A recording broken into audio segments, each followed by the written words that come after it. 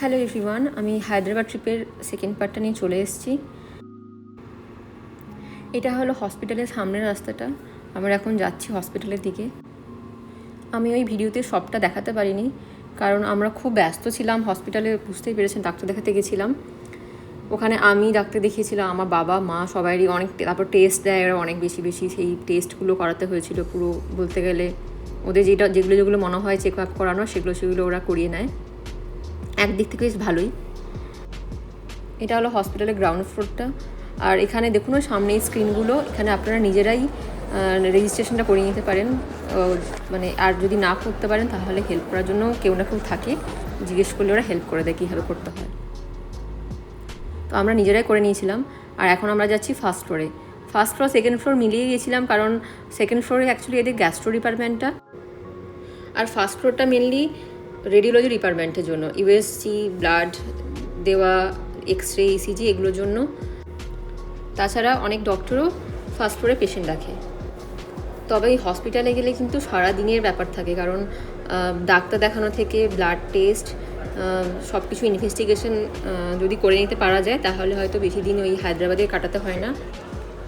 যারা এই প্রথমবার এআইজি হসপিটালে যাবেন যদি ভাবেন, তাদের জন্য আমি এইটুকুই বলতে পারি, যদি আপনারা অন্তত হাতে 3 দিন পুরো দিন নিয়ে যান, তাহলে ওখানে ডাক্তার দেখানো থেকে ইনভেস্টিগেশন, যা টেস্ট দেবে ডাক্তার, পরে আবার ডাক্তার দেখানো, এগুলো কিন্তু কমপ্লিট করা যায়। 3 দিন হলেই মোটামুটি সবটাই হয়ে যায়, কারণ আমরা এটা নিয়ে 3 বার গেছি, তো সেই জন্যই বলতে পারছি আর কি। আর ল্যাঙ্গুয়েজ নিয়ে খুব একটা প্রবলেম হয় না ওখানে, কারণ ওখানে হিন্দিতে সবাই কথা বলে, ইংলিশ তো সবাই জানেই। তাছাড়া ওখানে বাংলাতেও অনেকে কথা বলে, অনেক হসপিটালের স্টাফ আছে তারা বাংলা জানে। আর আপনারা যদি হসপিটালের পেছনে যে হোটেলগুলো আছে ওখানে থাকেন, তো সেখানে আপনারা অনেক বাঙালি পাবেন, দেখবেন অনেক বাংলায় লেখা দোকান আছে, রেস্টুরেন্ট আছে, যেখানে আপনি মানে আপনার সেই ক্ষেত্রে কোনো প্রবলেম হওয়ার কথা নয়, মানে আমাদের তো হয়নি। ওই ল্যাঙ্গুয়েজ নিয়ে যাদের একটা প্রবলেম আছে তাদের এখানে আসলে প্রবলেম হবে না বলতে পারি, এইটুকু বলতে পারি। আর যদি কেউ জানতে চান এই এআইজি হসপিটাল নিয়ে, তাহলে আমাকে অবশ্যই জিজ্ঞেস করতে পারেন কমেন্ট করে। আমি যতটুকু জানি ততটুকু আপনাদেরকে। তবে আরেকটা কথা বলে রাখি, এআইজি হসপিটাল কিন্তু হায়দ্রাবাদে দুটো আছে, একটা পুরনো হসপিটাল, একটা নতুন হসপিটাল। এটা অ্যাকচুয়ালি নতুন হসপিটাল, এটা হচ্ছে গাচ্চিবলিতে। আপনারা যদি গ্যাস্ট্রো ডিপার্টমেন্টে কোনো ডক্টর দেখাতে যান, তাহলে আপনারা গাচ্চিবলিতে যাবেন। যাই হোক, আমাদের ডাক্তার দেখানো কমপ্লিট হয়ে গেছে। তো আমরা বেশ 7 দিন থাকার পরে আমরা এবারে বাড়ির পথে রওনা দিয়েছি। আপনারা হয়তো বলতে পারেন যে এই তো একটু আগে বললেন যে 3 দিন হলেই হয়ে যায়, আমাদের কেন এতদিন লেগেছে? আমাদের অ্যাকচুয়ালি 4 দিন মতো লেগেছিল। মাঝখানে ওই একটা ঝড় এসেছিল, কারণ সেই সময় কি একটা ঝড় এসেছিল, আমি নামটা এখন ভুলে গেছি। তো তাই জন্য আমাদেরকে আরও 3 দিন ওখানেই হোটেলে থাকতে হয়েছিল, আমরা ট্রাভেল করতে পারিনি। ওই জন্য আমাদের 7 দিন লেগেছিলো। না হলে যেহেতু আমরা 3 জন ওখানে পেশেন্ট ছিলাম, বাবা মা আর আমি, তো আমাদের একটু টাইম বেশি লেগেছিলো। তাছাড়া আমাদের প্ল্যানও ছিল একটুখানি হায়দ্রাবাদটা ঘুরে দেখার, যেহেতু সবাই মিলে সপরিবারে গেছিলাম। কিন্তু হসপিটালে এত টেস্ট, এত ডাক্তার দেখানো ছিল, তারপরে এত টায়ার্ড হয়ে গেছিলাম যে আমাদের আর সেইভাবে কোথাও ঘুরতে যাওয়া হয়নি। সুমিত্র একটু এদিক ওদিক নিয়ে বেরিয়েছিল সবাইকে, আমি আর বেরোতে পারিনি। তো তারপরে আমরা ওয়েট করছিলাম কবে বাড়ি ফিরবো। 7 দিন বাইরে থাকা মানে বিশাল বড় ব্যাপার। আর আমরা তখন তো এমনিতেই টায়ার্ড, তখন আমরা আমেরিকা থেকে ইন্ডিয়াতে গেছি, তারপরে আবার এসব ডাক্তার দেখানো, একটা ঝামেলাও বলা যেতে পারে। তবে এই হায়দ্রাবাদ যাওয়ার প্ল্যানটা আমাদের আগে থেকেই ঠিক করা ছিল, এটা করতেই হতো। কারণ আমি ডাক্তার দেখিয়েছিলাম কলকাতাতে। আমি যখন আমেরিকাতে আসি তার আগে আমার কিছু প্রবলেম দেখা দেয় শরীরে, তো আমি ডাক্তার দেখিয়েছিলাম তো কলকাতাতে। তখন ওরা বলল যে আমার আলসার হয়েছে, তো ওখানে কিছু ওষুধ দেয়। আর আমাদের হাতে সেই সময় বেশি টাইম ছিল না যে অন্য কোথাও ডাক্তার দেখাবো, তো আমি সেই মতো ওষুধ খাই। ওষুধ খাওয়ার পর দেখলাম যে যেহেতু বাবাকে আগে নিয়ে গেছিলাম হায়দ্রাবাদে, ডাক্তার দেখিয়েছিলাম, কারণ বাবাকে আমি কলকাতাতে অনেক ডাক্তার দেখিয়েছি, এমনকি উড়িষ্যাতেও এমসে নিয়ে গেছিলাম। তো বাবা সেইভাবে আমি কোনো বেটার রেজাল্ট পাইনি। তো বাবা আমাকে বলেছিল আমাকে একবার অন্তত হায়দ্রাবাদে নিয়ে চল। তো আমি যখন বাবাকে হায়দ্রাবাদে নিয়ে যাই, তারপর দেখলাম বাবা আগের থেকে অনেক বেটার। আর এখন আমি মানে ভগবানের ইচ্ছে বলতে পারি বাবা অনেক বেটার আছে। আর আমার ক্ষেত্রে যেটা হয়েছে যে আমি ভুল ট্রিটমেন্ট, আমি জানি না আমার এটা কমেন্ট করা ঠিক হবে কি না, তবে আমার ট্রিটমেন্টটা ঠিকঠাক হয়নি। ডাক্তার আমাকে বললো যে এত ওষুধ খাওয়ার কোনো দরকার ছিল না, আর আননেসেসারি এত ওষুধ খাবে না।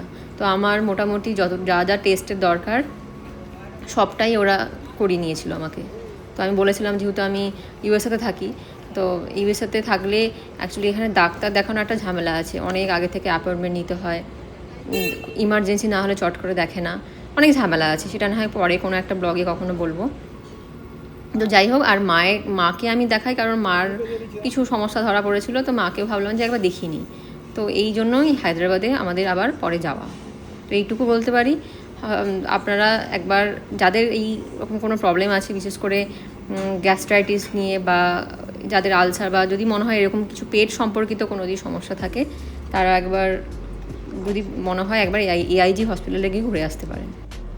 কারণ যদি টাকা খরচ করতেই হয় তাহলে মনে হয় যে ঠিকঠাক জায়গায় গিয়ে খরচা করলেই সেটা মনে হয় মানে কাজে দেবে, যেহেতু শরীরের ব্যাপার। যাই হোক, আমাদের এখন বোর্ডিং চলছে। আর হায়দ্রাবাদ এয়ারপোর্টটা কিন্তু যথেষ্ট সুন্দর, বেশ ভালো সাজানো গোছানো ছিল।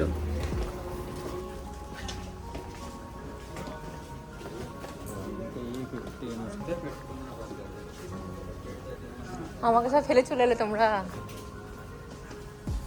আমাকে সবাই তোমরা ফেলে চলে এলে, আমাকে লোকে লাইন থেকে বের করে দিল সব তাড়াহুড়ো করে।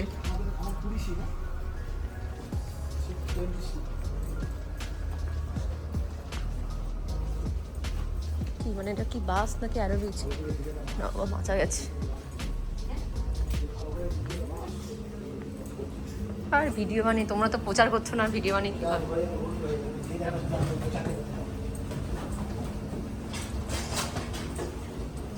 তোমরা প্রচার করছো না।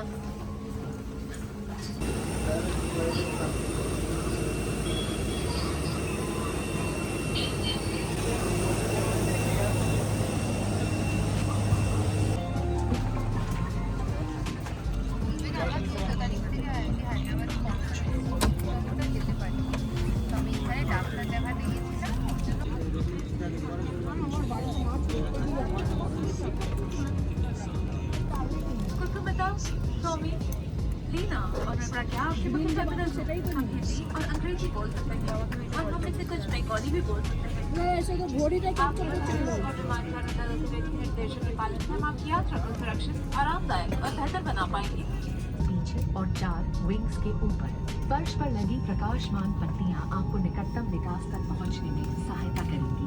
आपातकालीन स्थिति में अगर वे और इस तरह सर के ऊपर से बहेंगे। अब स्ट्रैप को सामने से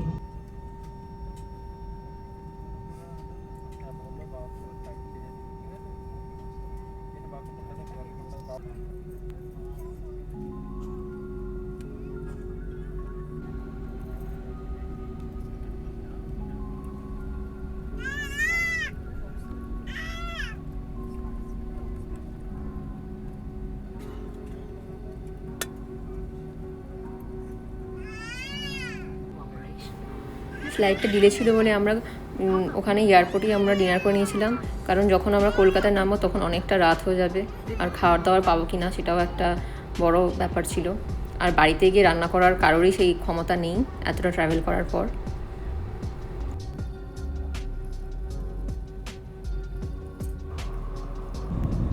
এই যে ফ্লাইটটা টেক অফ করলো, আর এই ফ্লাইট যখন টেক অফ করে আর ল্যান্ড করে ওপর থেকে দেখুন এই বাড়িগুলো এত ছোট ছোট লাগে, দেখতে বেশ সুন্দর লাগে। আর তবে সন্ধেবেলা হলে তো আরও দারুণ লাগে। যাদের বাড়ি ধরুন এই কলকাতায় বা যাদের বাড়ি যেই শহরে, যখন আমরা কোথাও যাই ট্রাভেল করি তখন তাদের সেই শহরে পৌঁছে যখন ওরা ল্যান্ডিংয়ের সময় যখন শহরটা যখন ওপর থেকে দেখে, তাদের মনে হয় সবারই এই অনুভূতিটা হয় যে নিজের শহরে পৌঁছে গেলাম। আর আমি যখন কলকাতায় ল্যান্ড করি তখন তো আমার ভীষণ ভালো লাগে, একটা আলাদাই আনন্দ হয় যে বাড়ি পৌঁছে গেছি।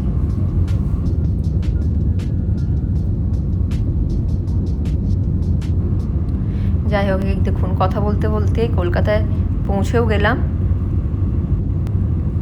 আর তখন যেহেতু দিওয়ালির সময় ছিল, চারিদিকটা দেখুন কত আলো, বেশ সুন্দর লাগছে দেখতে ওপর থেকে।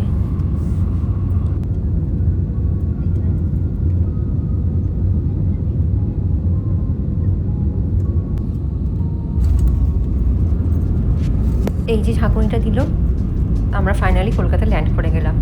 আমার শহর কলকাতা।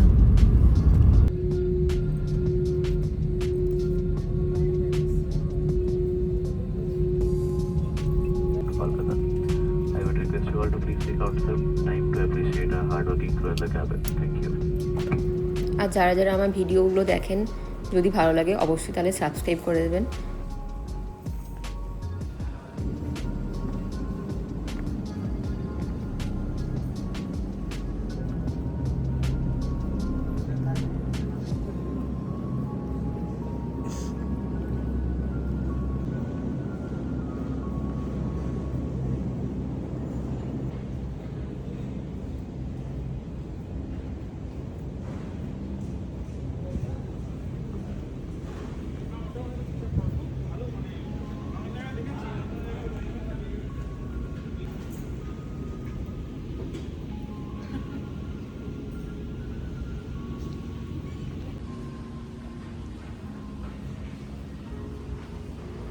আমি আগে কখনো এই এয়ারপোর্টের ভেতরে এই শোপিসের মধ্যে এই মূর্তিগুলো আমি খেয়াল করিনি, কারণ অনেকবারই এখান থেকে যাতায়াত করি এয়ারপোর্ট দিয়ে, কিন্তু আমার সেভাবে খেয়াল করা হয়নি। তো ওই দিন কিছু আর করার ছিল না, ব্যাগটাও নিতে হতো বেল্ট থেকে, তো ভাবলাম একটু ভিডিও করতে করতে যাই, এগুলো চোখে পড়ে গেছিলো, তো তাই তো আপনাদের সাথে শেয়ার করলাম।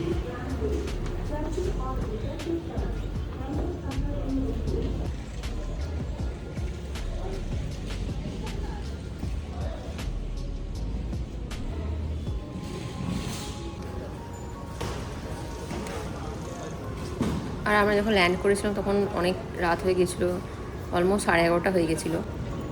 আর সব থেকে বোরিং পার্ট হচ্ছে এই বেল্ট থেকে ব্যাগ তোলা, এটার জন্য অনেকক্ষণ ওয়েট করে থাকতে হয়। আর বাবা আবদার করলো যে বাবাকে একটু ফটো তুলে দিতে হবে, বাবা ওই ট্রলিটা ঠেলতে ঠেলতে যাবে।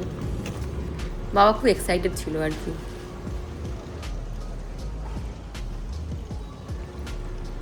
যাই হোক, ভিডিওটা তাহলে এখানে শেষ করছি। সবাই অনেক ভালো থাকবেন, সুস্থ থাকবেন। আর আমার যদি ভিডিওটা ভালো লাগে তাহলে অবশ্যই লাইক, শেয়ার অ্যান্ড সাবস্ক্রাইব করে দেবেন। কমেন্ট করে জানাবেন ভিডিওর মধ্যে কি ভালো লেগেছে। আর এই হায়দ্রাবাদের হসপিটাল সম্পর্কে যদি আপনাদের কিছু জানার থাকে অবশ্যই আমাকে কমেন্ট করে জিজ্ঞেস করতে পারেন। যদি আমি জানি তাহলে আপনাদের অবশ্যই আমি সাহায্য করব। আজকে তাহলে ভিডিওটা এখানেই শেষ করছি। দেখা হবে পরে কোনো একটা নতুন ভিডিও নিয়ে। সবাই ভালো থাকবেন। আজকের জন্য সবাইকে টাটা।